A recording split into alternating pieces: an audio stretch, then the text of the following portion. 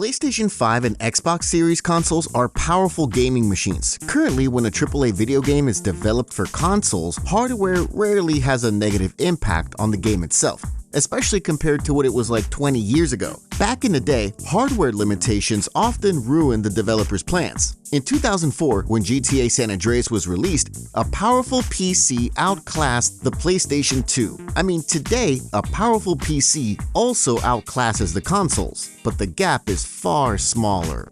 A natural question to ask here is, what would have happened if the developers of GTA San Andreas hadn't been limited by the PS2? You know, if they'd been able to create the game exactly as they imagined it. Didn't the PlayStation 2 literally ruin that game? I mean, sure, GTA San Andreas is already a 10 out of 10, but perhaps it could have been a 100 out of 10. Or maybe the other way around. Maybe the PS2's limitations weren't as big of a problem as many people say. At first glance, it seems that the PS2's limitations must have negatively affected a project as ambitious as GTA San Andreas. The PlayStation 2 has 32 megabytes of RAM. Sure, it was very fast and perfectly synced with the console's unique architecture. The problem was the amount.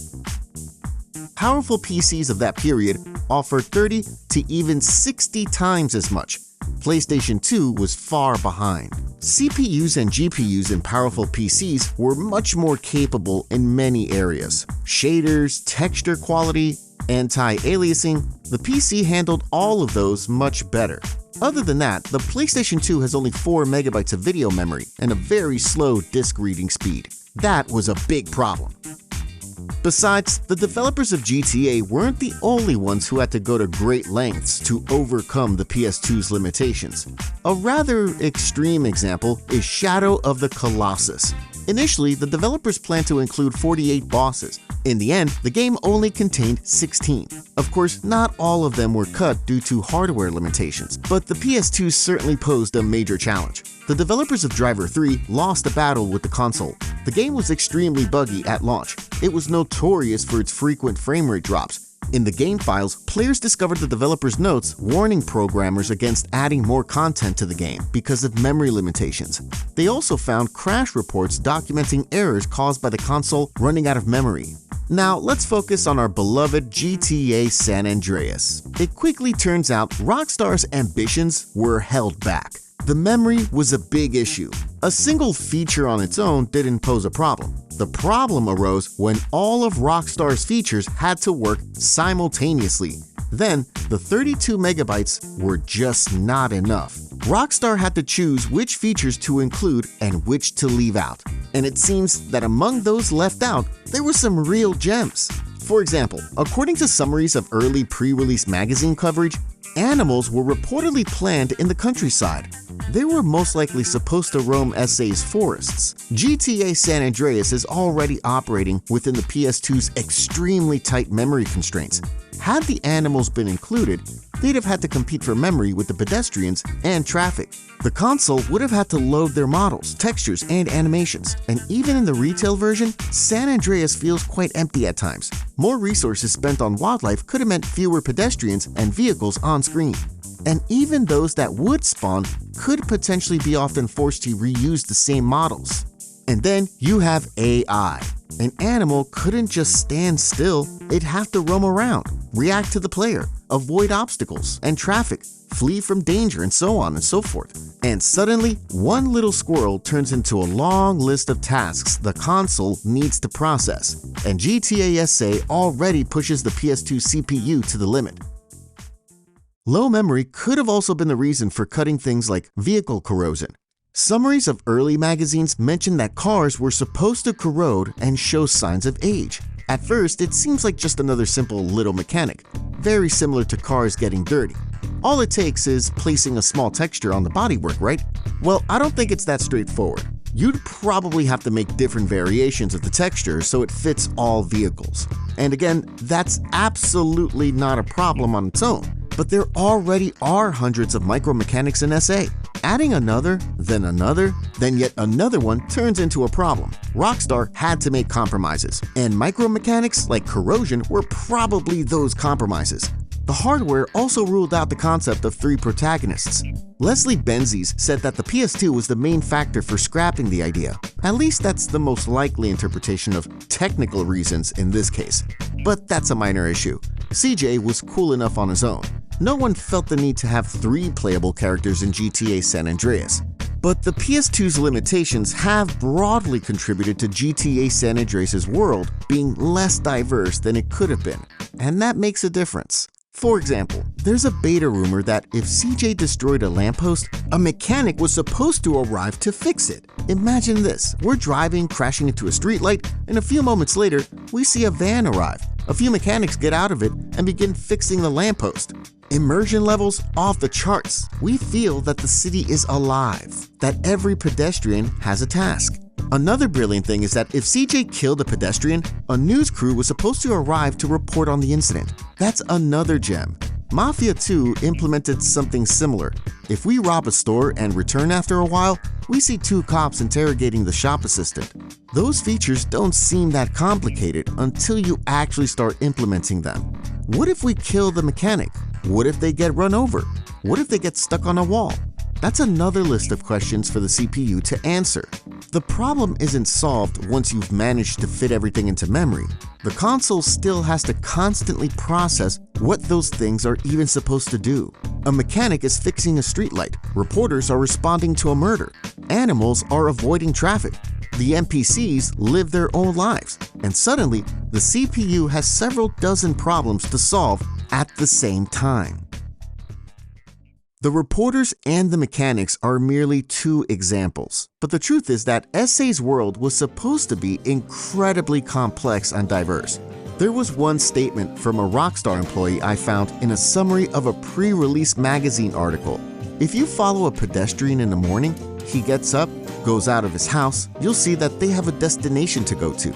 They go to work, go to the store, meet up with a girl. Meanwhile, in the final game, pedestrians either walk or drive all day with no clear purpose. A whole set of NPC reactions was also cut.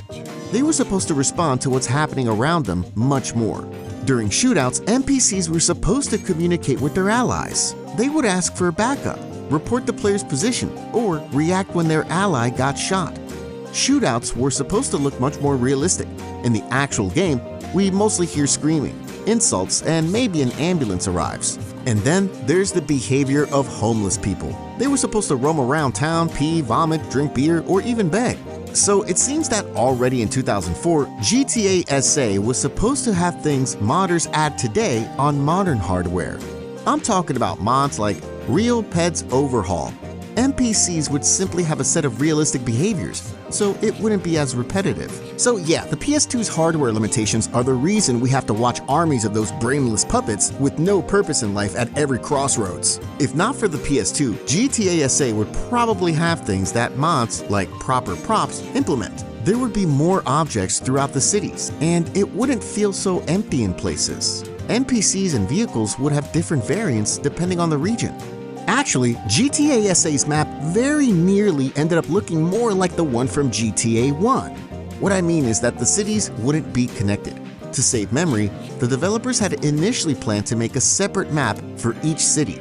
The player would travel between them by plane and train. There would be a loading screen, and you'd spawn in another city. In that scenario, the game wouldn't have had to store the models of all 3 city skylines at the same time. The idea wasn't a stupid one, but it would hurt the flow of the game. Luckily, they managed to find compromises elsewhere and went for the concept we see in the retail version. Something they didn't manage to solve was the problem with mission packs. See, there's an implemented system in the game that allows for loading mission packs. Importantly, the unused text strings suggest that those would be loaded from a memory card. The problem is that a standard memory card has 8 megabytes of capacity. It's hard to imagine any reasonable DLC fitting on it. Perhaps that's one of the reasons why we never received a DLC for SA. Though it's worth remembering that not all scrapped ideas were due to the hardware.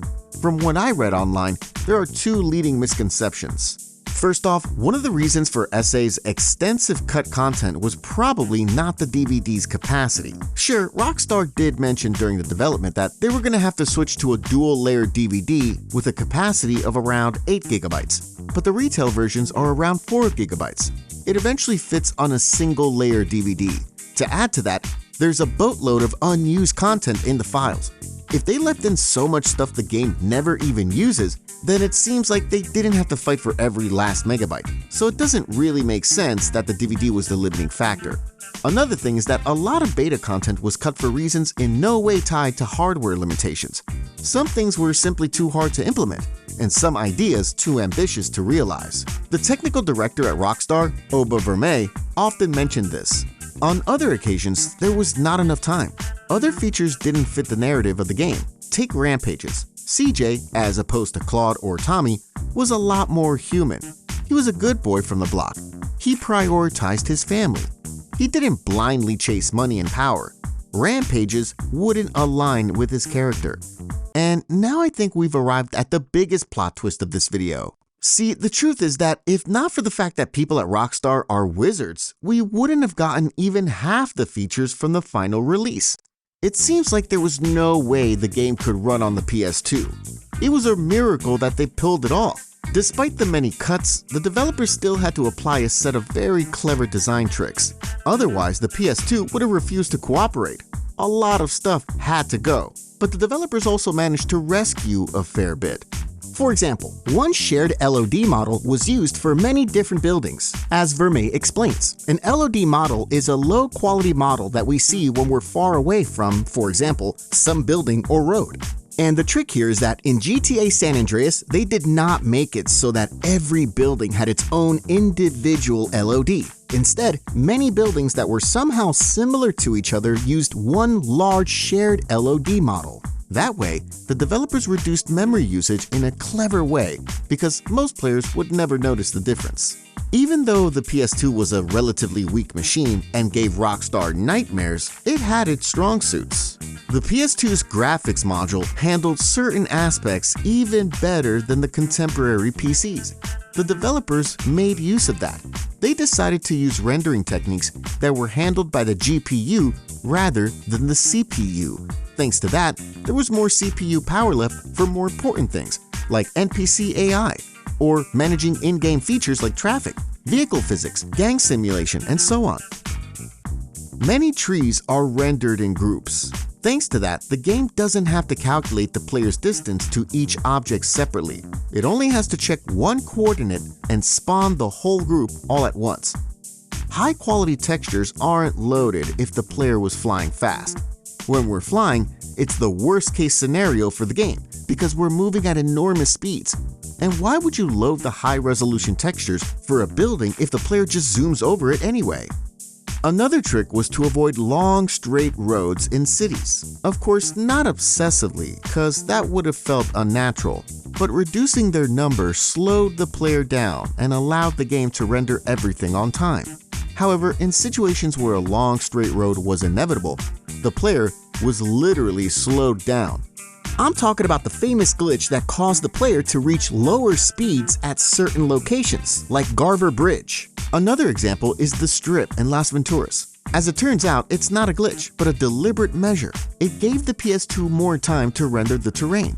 The developers gave it their all. The sheer amount of content they managed to squeeze into that game is beyond impressive. And despite all the effort and brilliant tricks, there are still shortcomings. Rockstar didn't keep a clean sheet in their clash with the console's hardware. For example, mirrors are bugged in San Andreas. Oba Vermey explained on Twitter how there was not enough video memory to implement proper mirrors. He had to go for a simpler method. That's why we often see the back surfaces of objects in mirrors. And weapons like a minigun literally stick out of the mirror like in a horror movie. In this case, it's hard to find another culprit other than the console. Same goes for those ever-crashing planes. That's also on the PS2. Oba Vermey explained that a proper scan of the spawn environment for the plane was too slow. He had to implement the simplified scan, which often failed. That's why planes often spawn right before an obstacle. They inevitably hit it and crash. That shows how packed GTA San Andreas is. Even one additional simple area scan pushed the CPU beyond what it could handle. I don't think there's a better demonstration of how much effort had to be put in at Rockstar to make the game run on the PlayStation 2. Hell, we players also often hit obstacles while flying planes, because despite all of Rockstar's brilliant optimizations, the game still often fails to catch up. As I was testing stuff for the video about the differences between the PS2 and the PC versions, I crashed like 50 Hydras into invisible trees. So would GTA San Andreas have looked better and had more content had it not been for the PlayStation 2's hardware limitations? Did the PS2 ruin the game in this regard? In my opinion, definitely yes. Many fantastic things are missing because of the console. Fortunately, the final product is still incredible, and all thanks to the work of the developers who had to come up with brilliant solutions to tie everything together. That's it for today. Thanks for watching. Thanks for your support. Take care and see you soon.